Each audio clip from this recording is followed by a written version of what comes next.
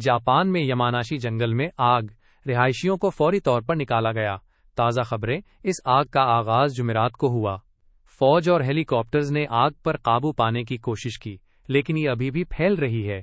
آگ کی ابتدا ٹریکنگ روٹ کے قریب ہوئی، جہاں ابتدائی طور پر لکڑیاں جل رہی تھیں اور بعد میں خشک گھاس اور درختوں میں پھیل گئی۔ مقامی انتظامیہ نے 143 افراد کو فوری طور پر محفوظ مقامات پر منتقل کرنے کی ہدایت دی ہے۔